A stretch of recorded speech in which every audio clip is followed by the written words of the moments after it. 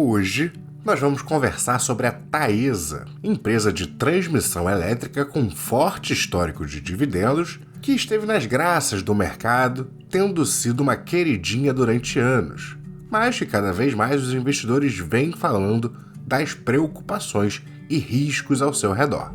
Então, vamos entender a situação atual dela, seus principais riscos, perspectivas, vantagens competitivas e fica até o final, aquela que a gente calcula o preço justo da Taesa com diferentes métodos de valuation.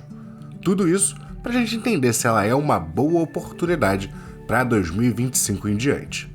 Se gostar do conteúdo, peço que deixe seu like, se inscreva no canal, ative o sininho e, se gostar muito, venha ser membro. Além de acesso antecipado aos vídeos, você ainda vai receber acesso a 2 plataformas exclusivas, uma de análise de ações, em parceria com minoritários, e uma de valuation. Primeiro, vamos conhecer ou relembrar as principais características ao redor da empresa, começando pelo setor. Ela opera exclusivamente na transmissão de energia elétrica, sendo o segmento mais perene e de menor risco dentro do setor de energia elétrica no Brasil. Isso porque temos uma escadinha de risco no setor. A distribuição sendo a mais arriscada, tendo risco até com o cliente final, risco de inadimplência, risco de roubo de energia. Num nível de risco um pouco mais baixo, a gente tem a geração, que já é um pouco mais previsível, mas ainda tem vários riscos, uma vez que uma falha operacional, complicações ambientais podem reduzir a produção da empresa, e essas têm seus contratos exigindo a entrega de certos montantes de energia. Então, dependendo do contexto, ela pode se ver obrigada a comprar de outras geradoras para suprir os seus contratos, independente do preço que está sendo cobrado ali. Fora as óbvias questões ambientais, nas hidrelétricas, uma crise hídrica pode afetar a produção e, no lado da produção solar, obviamente depende do sol, e eólica, do fluxo de ventos, então tem condições climáticas que podem afetar essa geração. Até a gente chegar na transmissão em si, que não tem o risco de inadimplência do consumidor final, não tem risco de quedas na produção, nem depende do quanto de energia passa pelas suas linhas. De maneira que mesmo num cenário hipotético onde a gente esteja tendo crise hídrica, condições subótimas da geração eólica e solar, com certeza nesse cenário a energia estaria muito cara e as geradoras, por exemplo, tenderiam a sofrer muito. Tudo que a transmissora precisa fazer é manter a sua linha em operação. Ela tem que estar funcionando e pronta para transmitir a energia. Afinal, ela é remunerada pela disponibilidade das suas linhas em relação à receita anual permitida, definida já no leilão da concessão da linha elétrica em questão. E ainda com a segurança ali do reajuste pela inflação. Ou seja, se uma empresa de transmissão elétrica mantém as suas linhas operantes 100% do período, ela recebe 100% da receita anual permitida. Isso tudo em operações de longuíssimo prazo, geralmente as concessões são de pelo menos 30 anos, de maneira que o segmento da transmissão pode ser considerado ali o filé mignon da energia elétrica no Brasil. Não se expõe a riscos de preço da energia, baixa geração, nem de demanda pelo consumidor final. Por isso, muitos consideram essa área mais sólida, mais segura do setor. Sem dúvida, é a com mais previsibilidade, o que dá espaço para um endividamento maior do que outras empresas de receitas mais voláteis e incertas. Porém, é exatamente na dívida da empresa que temos o primeiro dos seus principais riscos. O fechamento do ano eles só vão divulgar, se não me engano, 18 de março, então a gente ainda está olhando o terceiro tri, mas nos dados mais recentes que temos, apesar de uma diminuição do valor da dívida, a gente segue vendo o endividamento, a relação ali dívida líquida por EBITDA, acima das 4 vezes. Um patamar de dívida já alto. Para uma empresa normal no Brasil, conforme passa dos 3, 3,5 já vai ficando apertado. Dada a previsibilidade da operação da empresa, a gente pode até ser um pouco mais tolerante, dizer que até uns 4 é um limite para o saudável da Taesa. E aí que tá. Dados os planos da empresa de investimentos em 2025, aliados à manutenção de altos dividendos, temos um mercado cada vez mais preocupado com o crescimento dessa dívida, que de fato já está ficando grandinha, e o cenário indica a possibilidade de continuar crescendo ainda mais. Eles, no ano passado, fizeram uma modificação do cálculo dos seus dividendos a serem pagos para usar como base o lucro regulatório e não o lucro IFRS, que é nos padrões contábeis internacionais. Como, em geral, o lucro regulatório fica menor, a gente tinha um movimento que diminuiria esses dividendos e facilitaria a diminuição da dívida. Inclusive, para quem viu há bastante tempo lá atrás meu primeiro vídeo sobre a Taesa, a gente desde aquela época previa uma redução dos dividendos para mais perto aqui dos 9%, talvez 10%, que é o que ela está entregando hoje mesmo. Porém, apesar da mudança prudente, já vimos também o aumento do payout previsto para 2025, de maneira que temos investimentos grandes para o ano e também dividendos grandes, o que levanta alertas de médio prazo para a empresa. Alertas esses que se juntam ao segundo risco principal da empresa, que também é ali de médio prazo. Quando a gente olha para 2030, a empresa vai ter o vencimento de muitas de suas concessões, perdendo assim a receita referente a essas concessões, que nos níveis atuais representam perto de 30% das receitas totais da empresa. Então, em meio a tudo isso, a empresa nos próximos 4 anos e meio ainda precisa arrematar leilões suficientes para suprir essa queda de receita que vai ocorrer. Então, se ela quiser continuar entregando lucros crescentes ao longo do tempo, junto, obviamente, com os dividendos, que é um dos principais atrativos da empresa, eles têm que correr atrás disso aí. Essa perda de receita vai se dar ali para 2030. Porém, a gente tem que considerar que a construção das linhas de transmissão requerem não só um capex grande, um investimento grande ali nos primeiros anos, como demora a ser construído, tem um período até ele entrar em operação de fato. Então, mesmo com o histórico de muito boa eficiência da Taesa de completar suas obras muitas vezes antes do prazo da ANEEL, ainda é um processo demorado. Então, o mais confortável ao acionista ia ser ver ela conseguindo já no mais tardar até 2027 já ter arrematado leilões o suficiente para que perto de 2030 a gente já veja alguns desses entrando em operação e gerando receita para a empresa. Se isso não ocorrer, é possível sim um largo impacto nos lucros e nos dividendos. Mas, de fato, ainda há algum tempo para a gestão fazer o seu trabalho e contornar esse cenário. E, provavelmente, a melhor rota seria já reduzir esses dividendos, segurar a dívida, garantir leilões e, mais para frente, viver outros ciclos de vastos dividendos, conforme eles já tiverem linhas entrando em operação o suficiente para suprir o fim das concessões. Ao passo que enfrentamos todos esses riscos, a empresa também tem vastas vantagens competitivas. Ela possui um enorme índice de disponibilidade, tem um histórico, como a gente já citou, de concluir as obras das suas concessões em prazos inferiores ao da ANEEL. Se a gente olhar um dos projetos aqui deles, a gente vê alguns com antecipação de mais de 2 anos, tem mais um outro com antecipação de 11 a 15 meses, então ali perto de quase 1 ano e meio. Então o que acontece? A ANEEL vai fazer o seu leilão, as empresas vão fazendo ofertas com base na obra a ser feita e na RAP ofertada no leilão, de maneira que a ANEEL faz o seu leilão, as empresas vão dando suas ofertas e, com isso, elas conseguem calcular o retorno esperado sobre o investimento. Se a empresa consegue entregar essa obra gastando menos do que o previsto no leilão, ela ainda vai receber a RAP contratada.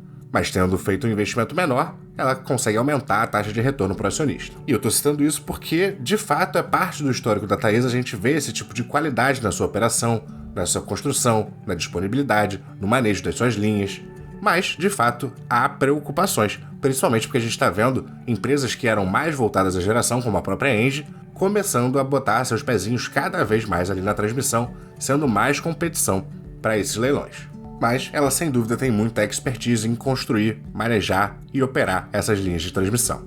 Então, por um lado, a gente vê o crescimento dos riscos e incertezas ao redor da empresa, uma tendência de redução dos dividendos, com possibilidade de uma queda ainda maior lá mais para 2030, se a situação não for contornada, mas temos uma empresa ainda de muita qualidade, que opera com um retorno muito grande, de bastante solidez, de bastante perenidade, com contratos atrelados à inflação, de longuíssimo prazo.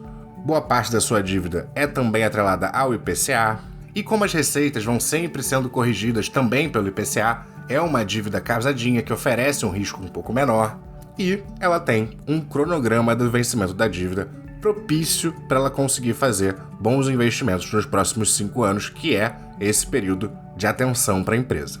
E agora eu venho te mostrar nossa plataforma aqui de análise de ações em parceria com a Minoritários, para vermos um pouco mais de detalhes sobre a empresa. Puxei aqui a TAE11, atualmente nos 32,86, bem perto da mínima do último ano, de 32,59, numa quedinha recente, bateu 38,37 nas altas dos últimos 52 semanas, Aqui na plataforma a gente vai ter o nosso rating especial do Bit by Bit para refletir a filosofia de longo prazo aqui do canal. Ela tem uma margem líquida muito boa, o crescimento do seu lucro vem diminuindo, não está mais tão alto quanto já foi, porém recorrência de lucros da empresa é incrível, nunca deu prejuízo. Preço sobre lucro bem atrativo, sobre valor patrimonial nem tanto, EV/EBITDA também nem tanto, dividend yield está alto. O payout, no momento, olhando para trás, está saudável. Mas, no caso, com a mudança da política que eles estão trazendo para 2025, de 90% a 100% do payout, a gente deve ver a qualidade desse payout diminuir um pouco, né? Ele vai ficar mais limítrofe ali. E dívida líquida por EBITDA, de fato, o ponto principal de atenção aqui, 2 estrelinhas apenas. Um PL atualmente de 6,79, um PVP de 1,63, esse PVP de fato não está tão atrativo, um dividend yield de 8,74. Eu sei que a gente está com uma Selic alta, mas aqui a gente está falando de um ativo perpétuo, que a gente vai estar recebendo para o resto da vida. Não vai ter um vencimento que vai te obrigar a vender o ativo e pagar imposto de renda reduzindo sua posição. Ela tem um ROI muito atrativo, 23,97%, um ROIC de 19,47% também bastante atrativo.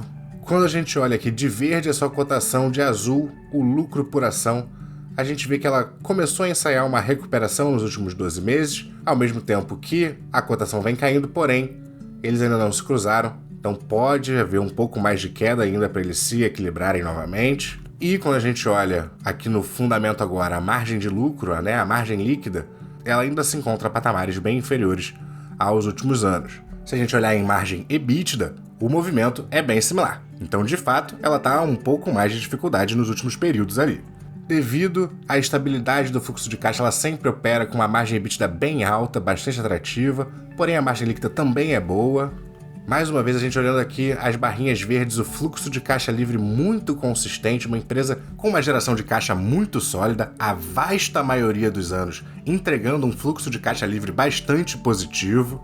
O mais recente negativo foi aqui em 2019, mais para trás só em 2012, então uma empresa muito sólida, um patrimônio líquido crescente ao longo do tempo e uma empresa que a partir aqui, mais do final de 2023 e continuando em 2024, a gente tem visto os seus insiders, a sua gestão, aumentando sua posição, comprando a empresa.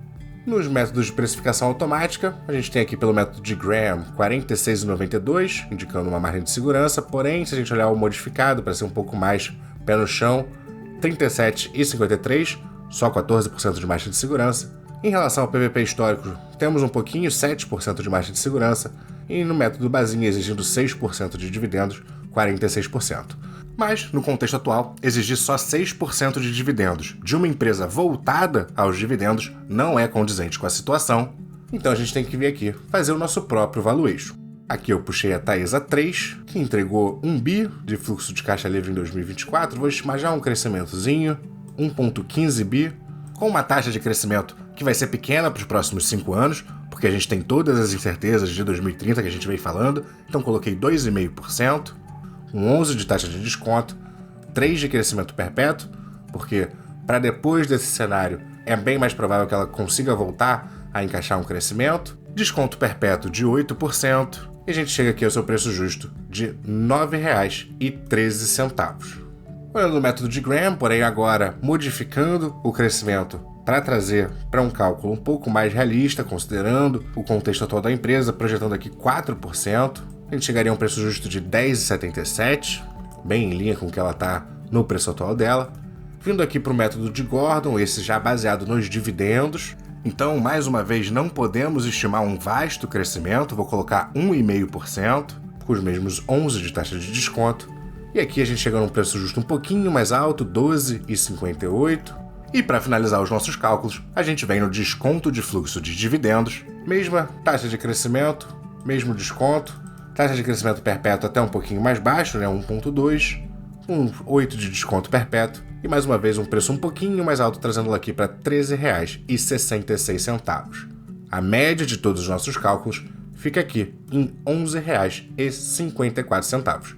Muito em linha com o seu preço atual. Se a gente procurar aqui a TAE3, muito em linha com o seu preço atual, para encontrar o preço da TAE11, que não passa de uma ação ordinária somada de 2 preferenciais, é só a gente multiplicar essa média do preço justo de 11,54 por 3 e o nosso preço justo para TAE 11 ficaria aqui em R$ 34,62.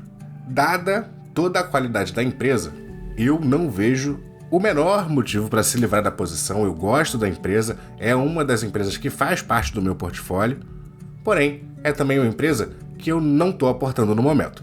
Acho que no contexto atual, a gente consegue encontrar outras oportunidades talvez mais interessantes. Inclusive, até para quem estiver buscando dividendos, tem outras opções pagando até um pouquinho mais, com solidez e sem ter esse risco aí de curto, quase médio prazo que a gente veio citando. Mas acho que é uma ótima empresa, gosto da empresa pro longo prazo, acho que faz sentido na carteira de muitos investidores, ainda é a minha escolha preferida no setor, aliás, no segmento de transmissão, porém não vejo como uma grande oportunidade de aporte no momento atual. Mas não deixe de deixar aqui a sua opinião, comenta aqui embaixo o que você pensa sobre a empresa, se te preocupa, se você está confiante na gestão, se você acha que eles vão conseguir contornar tudo isso. Se estiver procurando oportunidade, eu vou deixar 2 empresas que eu acredito que estão com um preço interessante, na minha visão, obviamente, no momento atual. Se estiver vendo esse vídeo daqui há muitos e muitos meses, talvez já não esteja mais atrativo. Vou deixar aqui mais uma vez a JHSF e também o Banco Bradesco. Muito obrigado a todo mundo que assistiu até aqui. Não se esquece do like, não esquece de se inscrever, venha ser membro, bons investimentos e até a próxima!